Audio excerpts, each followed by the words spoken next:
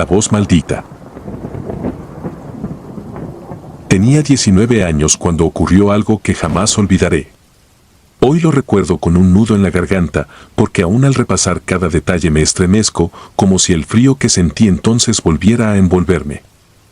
Mi abuela acababa de fallecer hacía menos de una semana. Su partida nos tomó a todos por sorpresa, aunque su salud había estado decayendo lentamente. Ella siempre fue una presencia protectora en mi vida, casi como una segunda madre.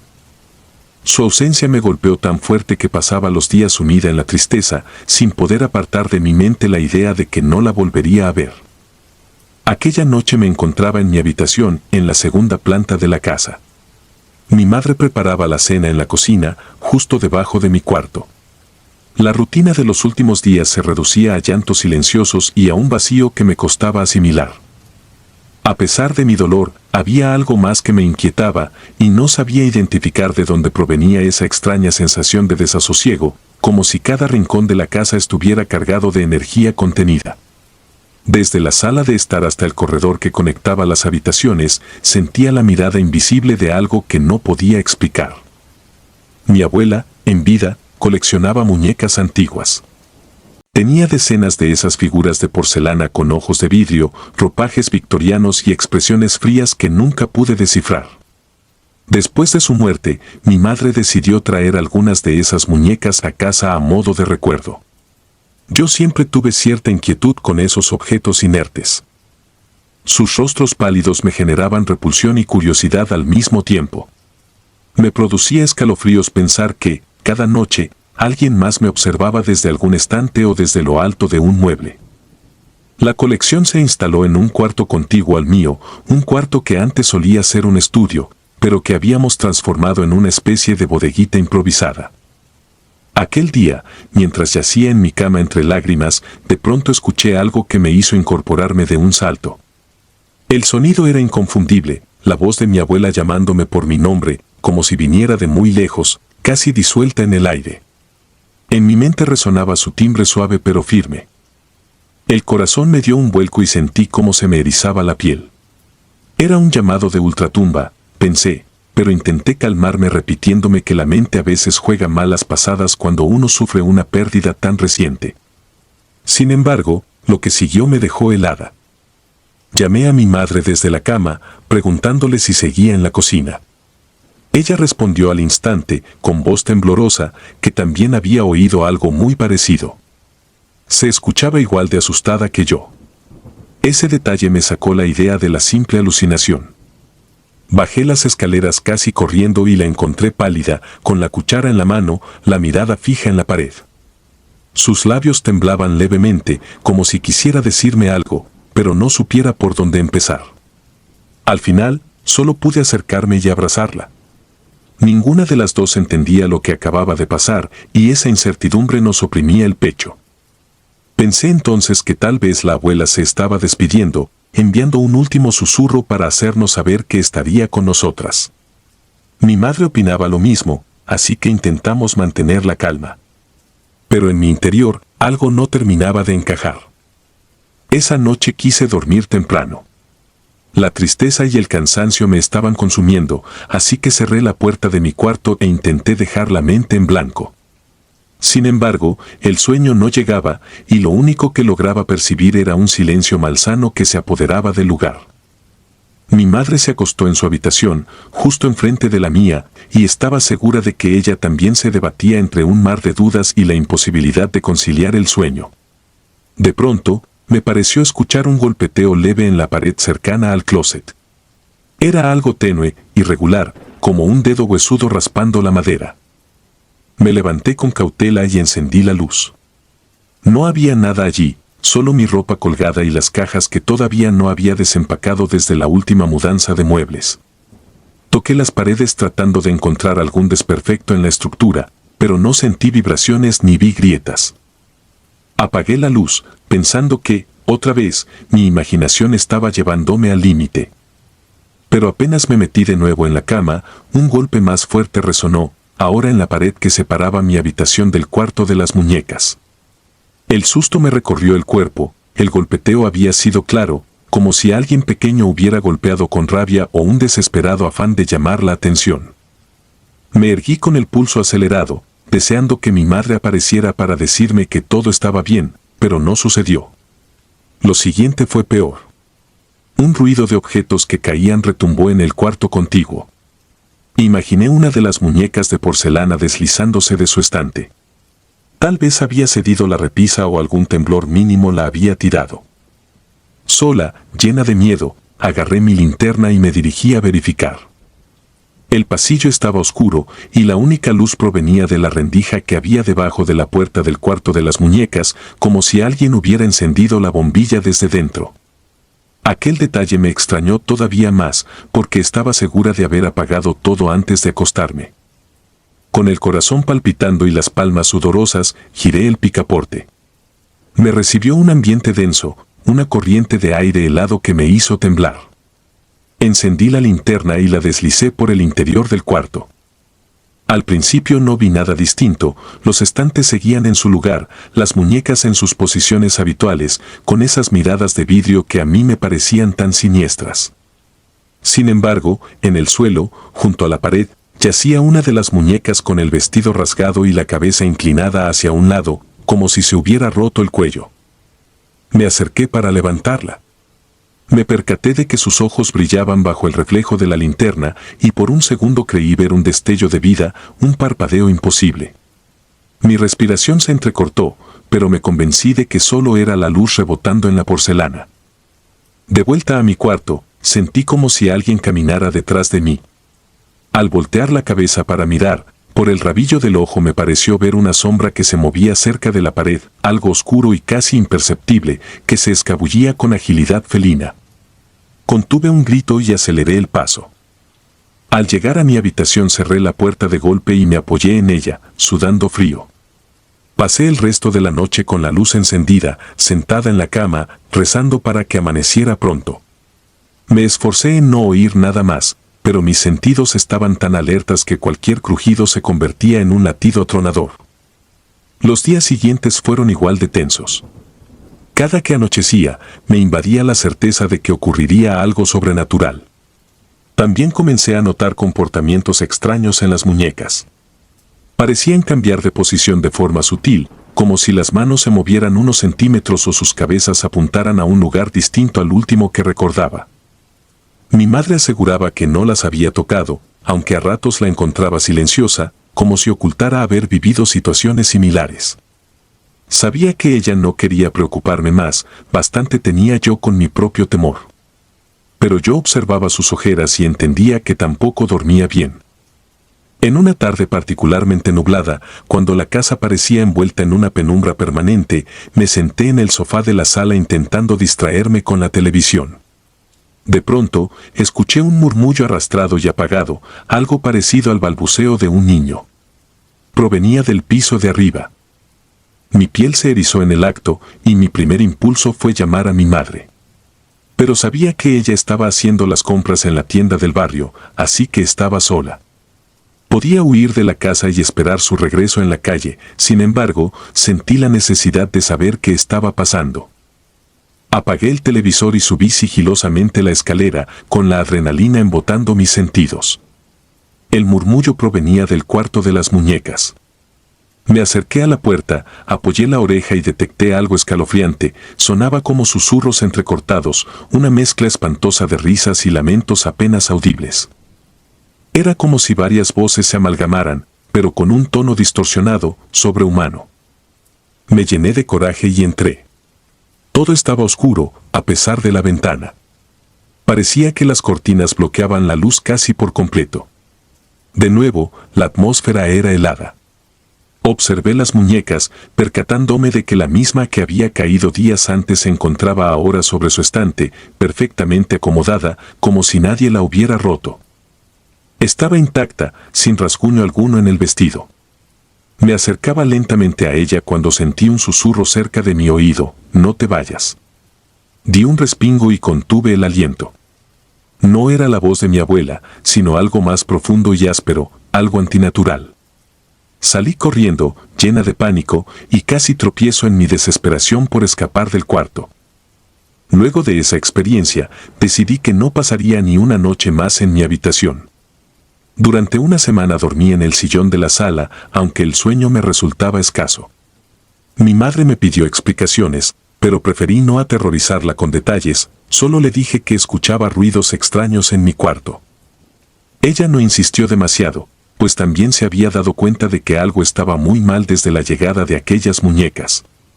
Nuestro hogar, antes tranquilo, ahora parecía estar bajo una nube de tensión constante. No había rincón que me pareciera seguro. Sentía que, incluso en la sala, algo se movía en las sombras y se quedaba mirándome. Con frecuencia, creía ver destellos de ojos brillantes tras las esquinas o debajo de las sillas. La gota que colmó el vaso llegó una noche cuando mi madre y yo conversábamos en la cocina acerca de la posibilidad de deshacernos de las muñecas. Ella tenía miedo de que hacerlo fuera una especie de falta de respeto a la memoria de mi abuela, aunque yo pensaba que mi abuela jamás habría querido que pasáramos por aquella tortura. Mientras hablábamos en voz baja, oímos un chillido proveniente de la escalera. Corriendo fuimos a ver y nos encontramos con la imagen más espeluznante que recuerdo, la muñeca caída, la que supuestamente se había roto y luego apareció intacta en el estante, estaba de pie en uno de los escalones. Su cabeza ladeada parecía observarnos desde la penumbra. No exagero cuando digo que casi se me detuvo el corazón al contemplarla.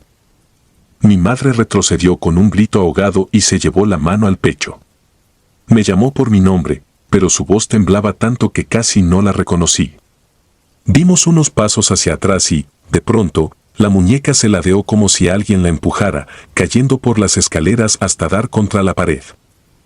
En ese instante, ambas escuchamos la misma voz que días atrás había emulado a la de mi abuela, pero esta vez se oía cargada de un tono iracundo y antinatural.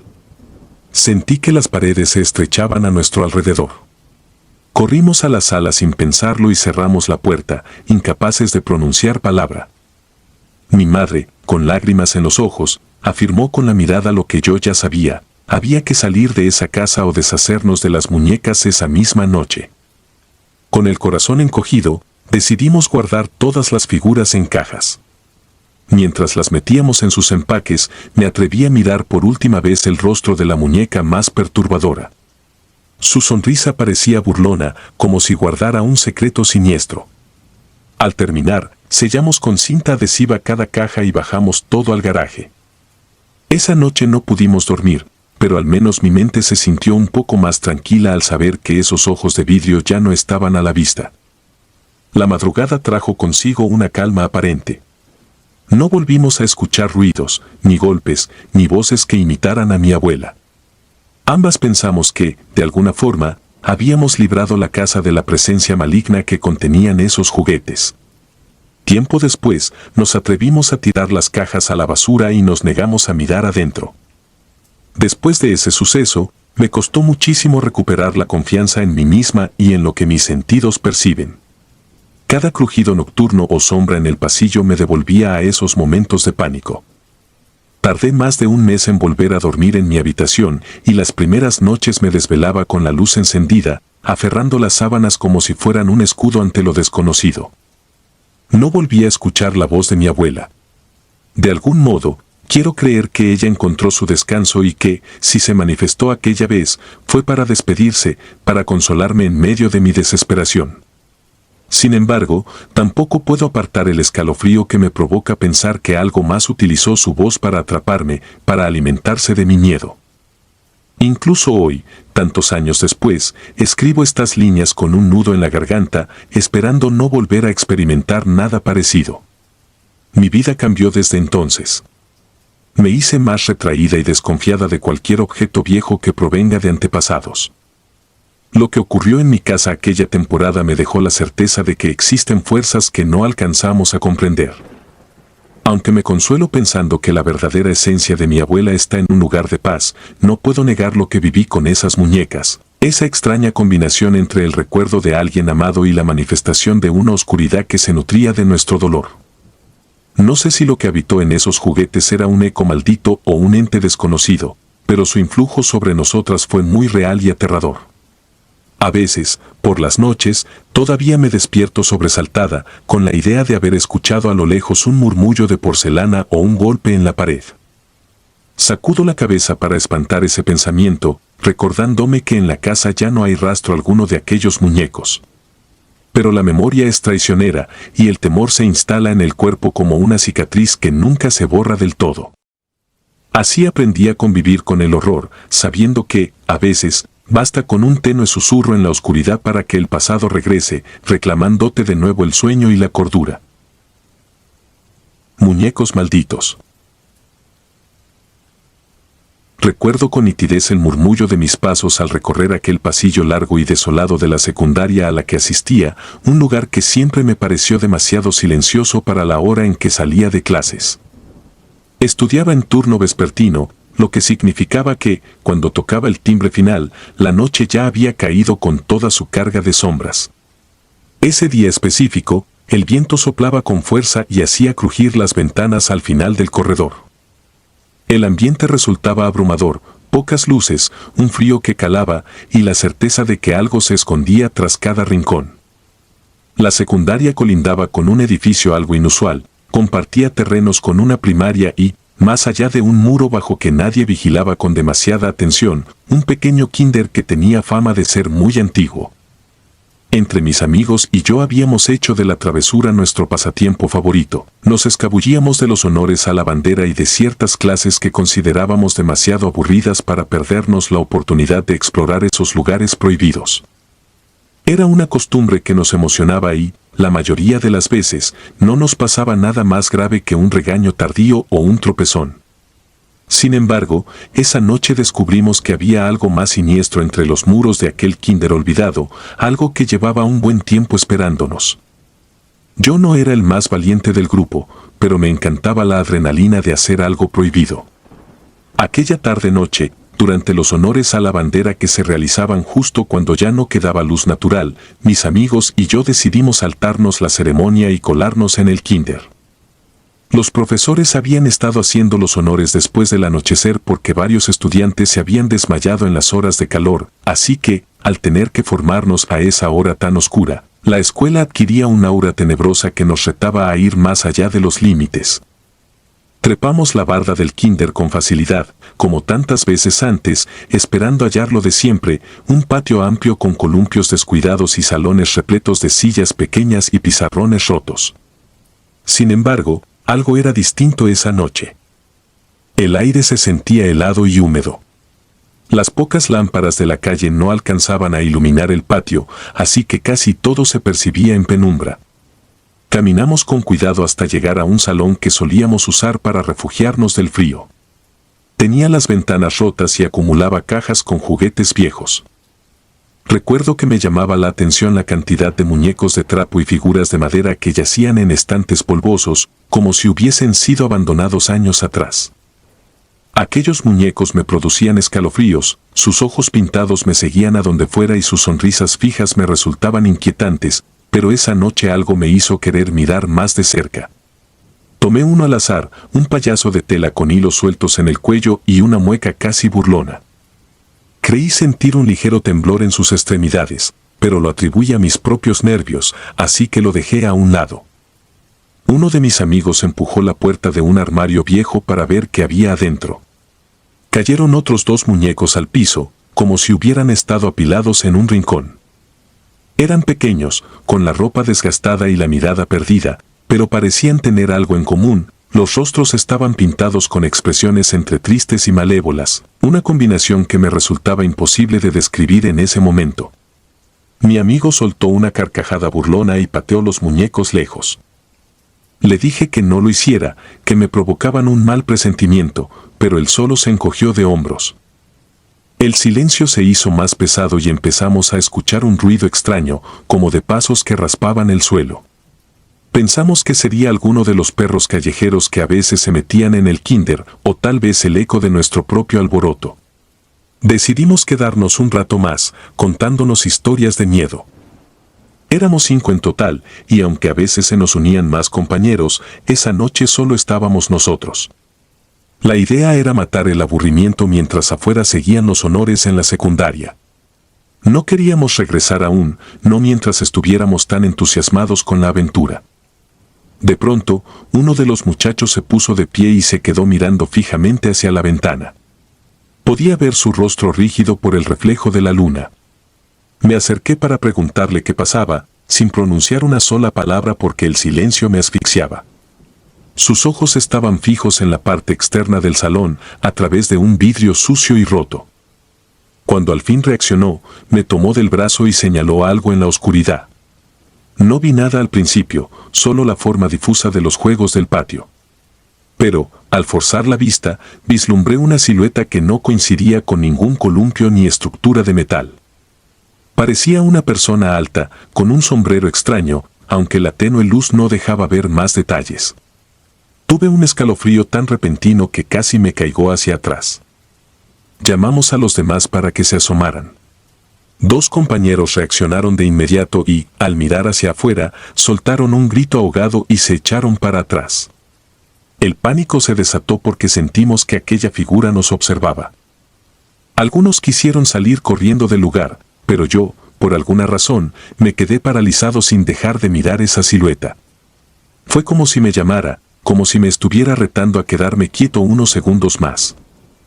Entonces ocurrió algo todavía más perturbador. Entre los muñecos tirados en el suelo, escuché un leve susurro, algo así como un gemido apagado. Volteé la mirada y vi que uno de los muñecos, el que tenía la cara triste, parecía haberse movido unos centímetros. Supuse que lo habría pateado sin darme cuenta. Sin embargo, cuando di un paso atrás, el muñeco giró la cabeza en mi dirección y fue ahí cuando grité con todas mis fuerzas. Aquel alarido alertó a todos. Vieron mi expresión y luego dirigieron su atención hacia los muñecos. De pronto, uno de mis amigos señaló que el payaso de tela estaba ahora muy cerca de la puerta, cuando lo habíamos dejado en la mesa del fondo. Podría jurar que sentí un temblor en las tablas del piso, como un latido pesado y siniestro que resonaba en el salón. La figura de afuera, esa cosa con sombrero, parecía inclinarse un poco más, como si disfrutara de nuestro terror. Me di cuenta de que nos encontrábamos entre 2 horrores, lo que fuera que se alzaba en el patio y esos juguetes que parecían tener vida propia. Decidimos correr, pero al movernos, algo en la oscuridad del pasillo nos bloqueó el paso. Parecía una sombra enorme que alzaba los brazos en forma de ganchos, quizás solo era una proyección, pero en ese momento se sentía muy real. Retrocedimos y elegimos huir por otra puerta que daba al patio trasero. Salimos en tropel, sin mirar atrás, pero uno de mis amigos gritó mi nombre y señaló los ventanales del salón que habíamos abandonado. Allí, detrás del cristal sucio, pudo verse la misma figura con sombrero, solo que esta vez estaba dentro del aula y, a sus pies, yacían los muñecos erguidos, observándonos con ojos ausentes. No sé cómo no perdí la conciencia del horror. Sentí náuseas, el estómago se me revolvió, y corrí a toda velocidad hacia la barda que nos había permitido entrar. Mientras trepábamos, el viento levantó una polvareda que nos dificultó ver. Uno de los muchachos resbaló y se raspó el costado de la mano contra el cemento, pero apenas si lo notó, estaba demasiado asustado. Cuando por fin me impulsé para cruzar el muro, sentí una presencia a mi espalda, como si alguien se acercara con paso lento. Volteé la mirada unos segundos y, de reojo, capté la silueta dentro del patio. Era muy alta, tanto que sobresalía por encima de la barda del kinder, y pude notar que no tenía un rostro definido, sino un vacío oscuro donde debería estar la cara. Me quedé paralizado. Mis amigos me gritaron que brincara de una vez. Junté el valor que me quedaba y salté, cayendo de manera torpe sobre mis rodillas en el otro lado, justo en el pasillo que conectaba con la primaria. Todos nos reunimos a escasos metros de la barda, temblorosos y jadeando. A lo lejos se veía el patio principal de la secundaria. Nos sorprendió descubrir que los honores a la bandera ya habían terminado y las luces del patio estaban apagadas. No había maestros ni alumnos, ni el bullicio típico de la salida. Parecía que nos habíamos perdido entre 2 mundos. Corrimos desesperados en dirección a la salida de la secundaria. Solo queríamos llegar a la puerta principal y escapar de aquel silencio que nos estaba sofocando. Al llegar a la reja de salida, los intendentes apenas nos dedicaron una mirada indiferente. Parecía que no les importaba de dónde veníamos ni por qué estábamos tan agitados. Nos dejaron pasar sin decir palabra. Afuera, la calle lucía casi desierta. Me detuve a esperar a los demás, que, con la cara pálida, parecían no poder articular una oración coherente. Un amigo me preguntó si había visto lo que él vio, si esos muñecos realmente se habían movido, si esa cosa gigantesca y oscura llevaba un sombrero y se encontraba dentro del salón o si todo había sido nuestra imaginación colectiva. Yo solo atiné a asentir, con las piernas a punto de flaquear. Tomamos la decisión de no volver a poner un pie en el kinder por el resto del curso. Incluso cuando volvíamos a hacer la pinta para saltarnos alguna clase, preferíamos buscar otros lugares, un parque cercano, una azotea abandonada o sencillamente las calles del vecindario. Pero jamás intentamos acercarnos de nuevo a esos salones llenos de muñecos. Sentíamos que algo nos acechaba desde ahí, como si un poder maldito se hubiese posado sobre esos juguetes viejos, alimentándose de la curiosidad de quienes entraban. Aquella noche nos mostró una cara del mundo que preferíamos ignorar, la de los objetos que pueden contener energías oscuras y retorcidas. Con el pasar de los días, los rumores comenzaron a extenderse por la escuela. Algunos chicos decían haber oído risas apagadas y pasos menudos cuando pasaban cerca del muro que separaba la secundaria del kinder. Otros afirmaban que, al asomarse por curiosidad, veían moviéndose las hamacas del patio, aunque no hubiese viento, y que un par de muñecos de trapo aparecían a veces sentados en los columpios. Nadie tenía pruebas, solo historias que se iban deformando de boca en boca. Aún así, mis amigos y yo nos sentíamos intranquilos. ¿Habíamos despertado algo con nuestra imprudencia? ¿Era real todo lo que vimos o lo habíamos imaginado por el terror del momento? Pasaron semanas, después meses, y jamás volvimos a pisar ese lugar cuando oscurecía. Sin embargo, en mis sueños, el recuerdo persistía con un realismo insoportable. Soñaba con esos ojos pintados, fijos en mí, y con el payaso roto que me dedicaba su sonrisa sin alma. Algunas noches despertaba empapado en sudor, convencido de que lo vería al pie de mi cama. Me resultaba imposible dar un paso sin sentirme observado, sin pensar en la figura alta que se erguía a espaldas de los muñecos como un guardián de pesadillas. Los días corrían, la rutina estudiantil continuaba, pero en las sombras de mi mente seguía anidada la certeza de que algo muy oscuro vivía en esos salones abandonados. El pavor nunca terminó de irse y ni siquiera los intentos de mis amigos por burlarse de la situación lograban calmarme. A veces me decían que lo que pasó fue producto de nuestra imaginación colectiva, de una sugestión provocada por los cuentos de terror que nos gustaba contar. Pero cuando sus voces dejaban de escucharse y me encontraba solo en mi cuarto, la realidad me golpeaba con frialdad. Sabía lo que había visto. Sabía lo que sentí. Y sabía que esas imágenes, lejos de ser una alucinación, formaban parte de un suceso que rompió las reglas de lo lógico. Lo peor de todo era asumir que, en el silencio de la noche, esos muñecos seguirían allí, esperando, moviéndose tal vez, respirando o susurrando con cada cambio de viento. Terminé mis estudios en esa secundaria y pasé a la preparatoria en otro lugar. El episodio del kinder quedó atrás para la mayoría, pero no para mí. Aun cuando me fui de la ciudad por un tiempo, el recuerdo seguía persiguiéndome. Conozco personas que se aferran a la idea de que son tonterías de adolescentes, fruto de la rebeldía y la necesidad de sentir adrenalina. Ojalá yo pudiera creer lo mismo. Pero lo que experimenté esa noche fue algo que me marcó. Algo que me demostró que hay sitios en donde la oscuridad cobra vida, y a veces el vehículo para manifestarse puede ser tan inocente como un muñeco en apariencia inofensivo. No volví a saber de aquella figura con sombrero ni de la colección de muñecos siniestros.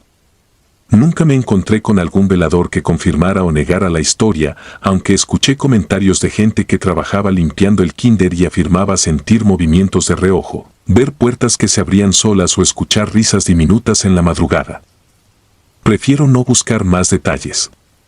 He comprendido, con los años, que, si algo te invita a traspasar un límite que sientes como peligroso, es mejor no hacerlo, aunque te carcoma la curiosidad. Hay secretos que el mundo mantiene ocultos en la penumbra y descubrirlos solo te llena la mente de terrores que jamás podrás borrar. Hoy, cada vez que paso cerca de un kinder o veo muñecos antiguos en una vitrina, siento un escalofrío que me recorre la espalda.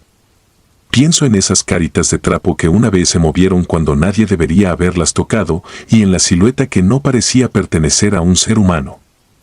Nadie me quitará la certeza de que, aquella noche, mis amigos y yo nos topamos con algo macabro. Sé que lo que vimos no fue un sueño ni una simple broma juvenil.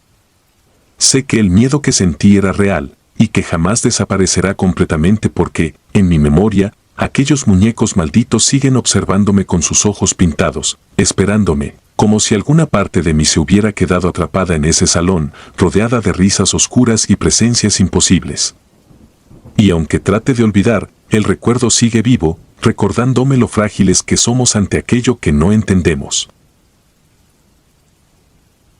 El rostro maldito. Soy Iván Montenegro, antropólogo y profesor de historia antigua, un estudioso incansable de las culturas y creencias que han forjado nuestro mundo. Desde que tengo memoria me fascina la recolección de objetos peculiares, aquellos que encierran un misterio o un pedazo de vida pasada. Cada vez que visito un país nuevo, me sumerjo en los mercados más recónditos con la esperanza de hallar un artículo único, algo que resuma la esencia de un lugar que quizá no volveré a pisar. Aunque mis viajes me han llevado a Egipto, Turquía y remotos rincones de Europa Oriental, en mi fuero interno siempre sentí un llamado especial hacia el sudeste asiático. Esas tierras, a primera vista tranquilas y llenas de costumbres ancestrales, encierran historias que superan la imaginación. En un impulso por descubrir nuevos tesoros, decidí emprender un largo recorrido por Vietnam, Camboya y Tailandia. Tenía la convicción de que allí encontraría piezas singulares. Mi idea era dar con manuscritos, estatuillas o amuletos asociados a ritos antiguos que perduran en la memoria colectiva de esas civilizaciones. Fue así como, tras aterrizar en la bulliciosa Phnom Penh, me sumergí en callejones polvorientos y mercados nocturnos. Fue una búsqueda casi obsesiva, aunque nada me preparó para el horror que se desataría después. Apenas llegué a la capital de Camboya, contacté a un viejo conocido de la universidad, un guía local que solía ayudar a investigadores extranjeros en su búsqueda de objetos típicos. Su nombre era Darit. Accedió a acompañarme hasta un pequeño pueblo al norte del país, donde vivía una familia de artesanos famosos por elaborar muñecos de madera y tela con un detalle exquisito. Aseguraba que eran figuras conmemorativas que las familias utilizaban en ceremonias secretas para honrar a los ancestros. Mi entusiasmo creció al imaginar que quizá encontraría una pieza irrepetible. El viaje hasta aquel lugar fue agotador. El camino de tierra se llenaba de baches y la humedad del entorno parecía pegarse a la piel como un sudario silencioso. El aire estaba cargado de un aroma mezcla de hierbas y especias locales, pero también había un matiz extraño, algo que no lograba identificar. Tras varias horas de sacudidas en un destartalado autobús, llegamos por fin a nuestro destino. El lugar era casi fantasmal, pocas casas de madera, silenciosas y rodeadas de vegetación densa. Los ojos curiosos de los pobladores se posaban sobre nosotros, los forasteros, con una mezcla de recelo y fascinación. Darit me condujo a una vivienda modesta que hacía las veces de taller y galería. El artesano que nos recibió se llamaba Aum, un hombre enjuto de rostro serio, que movía las manos con parsimonia mientras tallaba la madera. Su taller, impregnado del olor del barniz, exhibía decenas de muñecos, algunos con atuendos tradicionales, otros con expresiones casi humanas. Había máscaras y efigies que parecían retratar pasajes de historias muy antiguas. Me quedé sin aliento al contemplar la minuciosidad de las costuras y la forma en que la pintura daba vida a cada gesto. Entre todas las figuras, una en particular me llamó la atención, un muñeco de apariencia noble, con vestiduras ceremoniales bordadas en hilos desgastados y un rostro afilado que transmitía un aire de autoridad misteriosa. Tenía la mano derecha extendida como si ordenara algo. Sus rasgos estaban tan cuidadosamente delineados que sentí un escalofrío al contemplarlo. Estaba posado en un pedestal de madera oscura, y bajo este pedestal se distinguían varios caracteres grabados con trazos artesanales. Quise comprarlo de inmediato, pero al preguntar el precio, aún negó con la cabeza sin pronunciar palabra. Su silencio era impenetrable. Insistí con cierta prudencia, suponiendo que se trataba de una estrategia para incrementar el valor. Sin embargo, no parecía un simple regateo. El hombre miraba al muñeco con una mezcla de desagrado y temor. Como si la figura portara un peso ancestral que, de algún modo, debía mantenerse lejos de manos extrañas. Aún así, mi obsesión pudo más que mi prudencia. Ofrecí primero $100. Aún volvió a negarse. Fui subiendo mi oferta y con cada incremento notaba cómo se crispaban sus manos, arrastrando la gubia contra la madera que tallaba. Cuando llegué a 500, de repente esbozó una sonrisa amarga. Tardó varios minutos en preparar una caja de cartón grueso. Antes de cerrar la tapa, escribió algo en el frente con un pincel grueso y tinta negra. Luego me lo entregó con dedos temblorosos, sin mirarme a los ojos. Le pregunté a Darit si podía traducir el texto. Sin embargo, titubeó, poniéndose pálido. Dijo que no quería ofender mis creencias ni enfrentar antiguas costumbres. Me apremió a marcharnos y, con una despedida nerviosa, se alejó velozmente. Fue la última vez que vi a ese hombre. Pasé los siguientes días en el pueblo, intentando contactar a otros hablantes de la lengua local que pudieran revelar el significado de esa inscripción. Todos rehuyeron la tarea. Incluso, un joven que se ofrecía como intérprete a cambio de unos $, se asomó a la caja, leyó un instante, palideció y se despidió sin tomar el dinero. Cuando intenté sujetarlo de la mano, la apartó con espanto. Aquella misma noche comenzaron las pesadillas. Me vi en un escenario que parecía un antiguo salón real, con columnas talladas y sedas colgando de los muros. Yo, inexplicablemente, llevaba un atuendo ceremonial bordado en hilos dorados. Al mirarme en un espejo de bronce, descubrí con horror que mi rostro era idéntico al del muñeco que recién había comprado. Me sentía atrapado en un cuerpo ajeno, rodeado de cortesanos y guardias que rehuían mi mirada. En lo alto de un trono ornamentado estaba una figura imponente, un rey o emperador cuyo semblante no alcanzaba a distinguir porque la penumbra cubría sus facciones. En medio del silencio, aquel gobernante se inclinaba hacia mí y movía los labios sin emitir sonido alguno. Sin embargo, el pánico me invadía porque sabía que se trataba de una sentencia condenatoria. Mi corazón latía con fuerza. Sentía un peso tremendo, como si cada molécula de aire estuviera cargada de advertencias y furor divino. Era tal la presión en mi pecho que creí desfallecer. Siempre despertaba con la respiración agitada y un sudor helado que empapaba mi camisa. Al tercer día en ese pueblo, los lugareños comenzaron a evitarme de forma aún más evidente. Cuando salía a comprar víveres, los vendedores se negaban a atenderme. En los hostales, por alguna razón, repentinamente no había habitaciones disponibles, aunque las acabara de ver libres. Harto de esa hostilidad inexplicable, decidí partir. Tomé un autobús hacia una ciudad cercana con la intención de buscar ayuda en el consulado de mi país. La urbe a la que llegué era menos rural y el ajetreo me hacía sentir algo más seguro. Sin embargo, el mismo problema persistía, nadie quería traducir la inscripción de la caja. Conseguí el contacto de un profesor local de historia, un hombre amable que me recibió en su pequeño despacho. Pero apenas le mostré el objeto, frunció el ceño y me pidió que me marchara. Dijo que no deseaba verse involucrado en asuntos oscuros ni en historias de brujería que escapaban al raciocinio. Tuve que abandonar el lugar sin respuestas. Las pesadillas se intensificaron, en mis sueños, el rostro del rey ya no estaba envuelto en sombras. Se volvía cada vez más nítido y sus ojos desprendían un odio vivo que atravesaba el aire como cuchillas.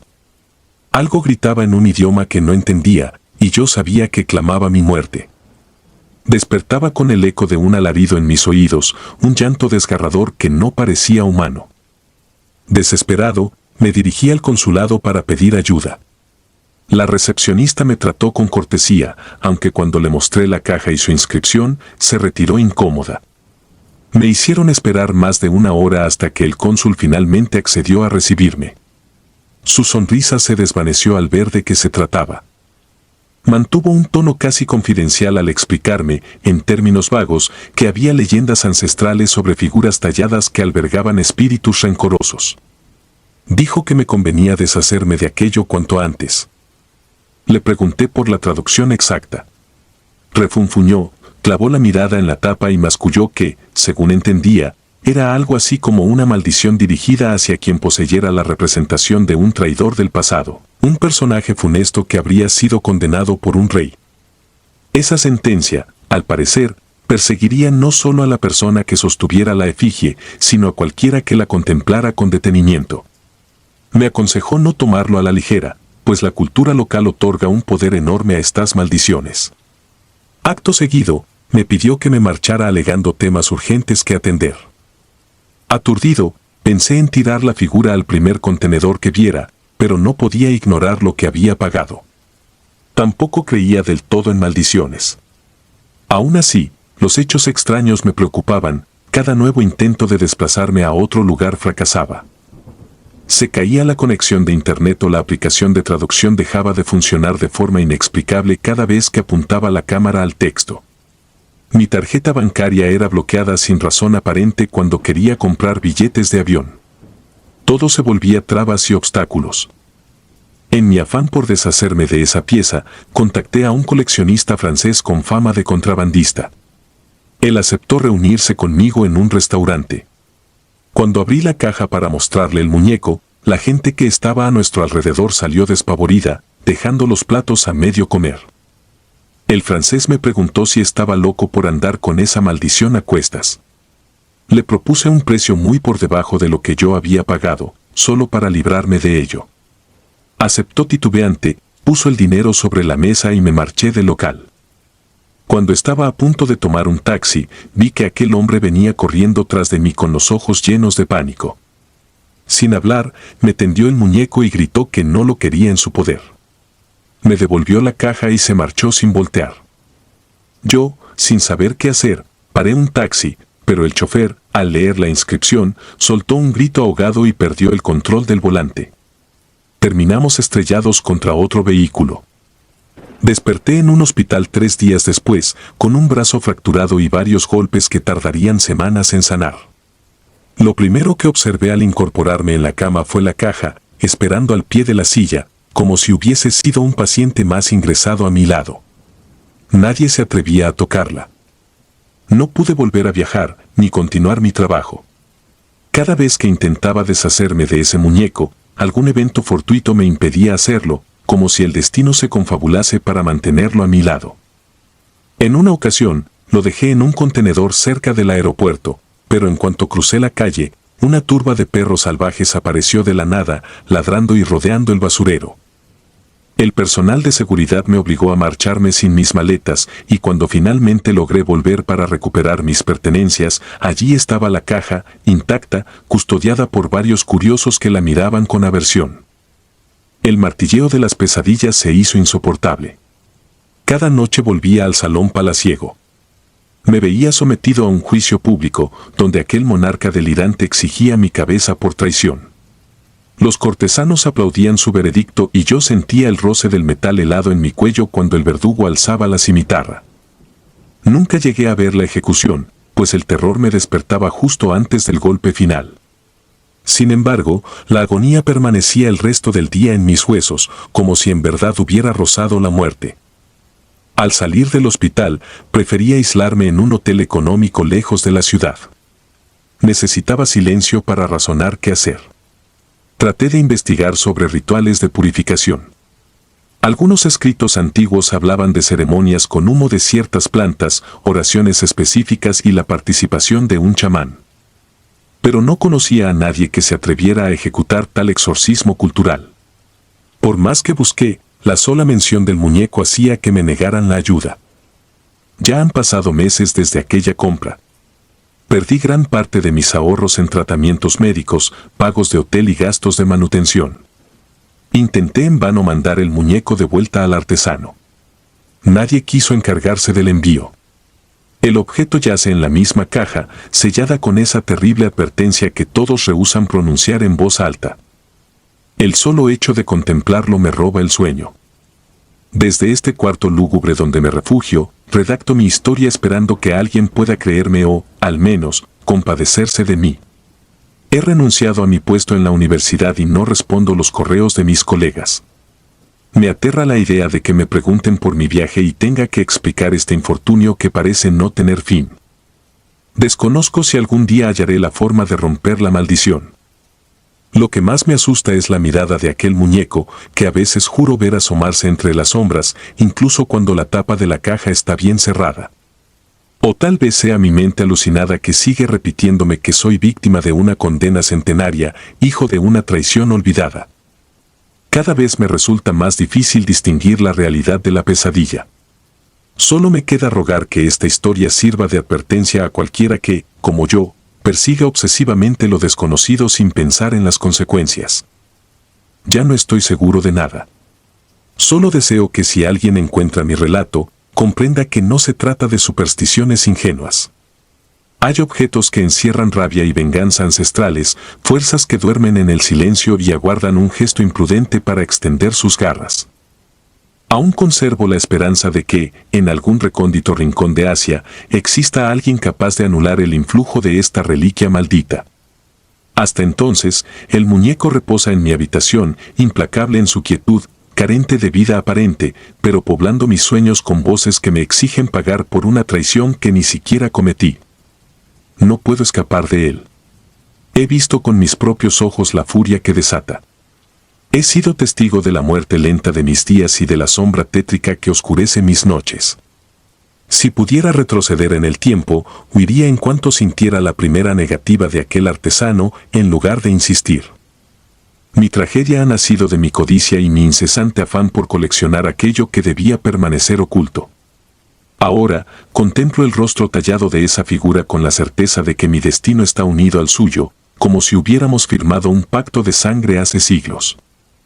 El silencio de la madrugada retumba en mis oídos y la respiración de este muñeco sin vida parece acompañar mi propia respiración. Sé que aún me aguardan más pesadillas.